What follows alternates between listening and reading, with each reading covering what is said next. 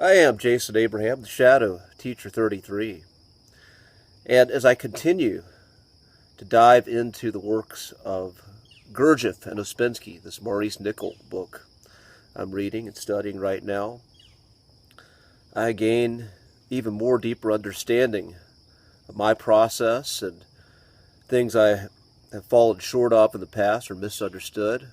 And I'm also able to see correlations and dot connections with other spiritual teachings. And today I'm going to talk about the concept of prayer. Prayer as related to the fourth way. And one thing in this Gurdjieff book that's mentioned is that prayer, to be effective, one must be in the right state. And from this perspective of Gurdjieff, most people are in a sleeping state. They're disconnected with the higher self. And so when one is praying in this sleeping state, then their prayers are usually not going to be answered. They're going to seem as if they are in vain. But when one is in the right state, when one is awake and is connected, and one prays from that state, then one is tapping into Source. There's that direct connection to God, to Source. And connecting the dots, again, Neville Goddard, very popular figure in law of attraction and manifestation communities. Law of assumption, I believe, is his version of it.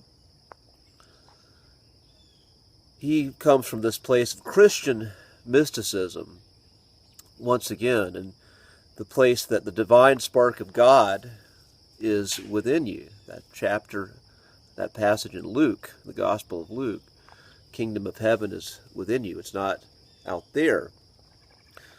And when one is praying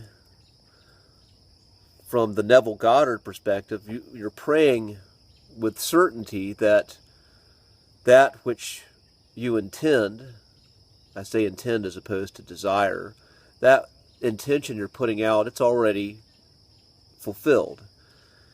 There is certainty that it will come to pass because one is praying from the state of knowing that Source is within you and you have this direct connection to it. And another correlation with Neville Goddard and Gurdjieff, both were dancers, both were high-level movement practitioners, and therefore they were able to access flow states with what they did, with their dance. They were all ready to tap in to these feelings of timelessness, and the feelings of transcending the mundane, where one feels that direct connection to Source.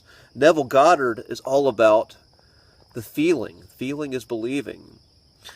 And tapping into that feeling and being able to remember it and go back into that state, that feeling, when one is putting intentions out. The great I am, he calls it.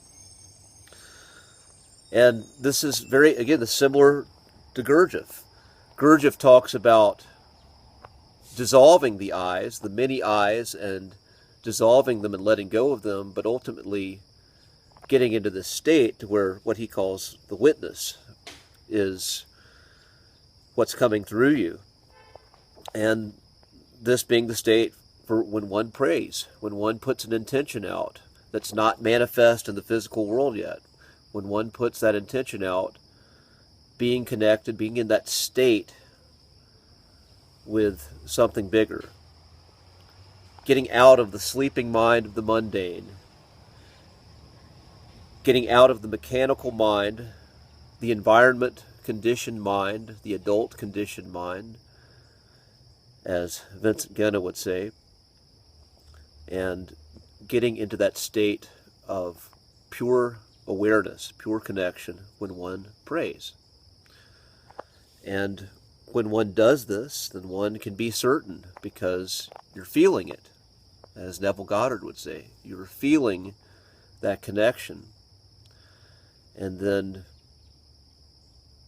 one will start to become what resonates through action, through the proper action and practice in life. One starts to resonate with the desire, with the intention, and eventually it just all comes together when those components are in place.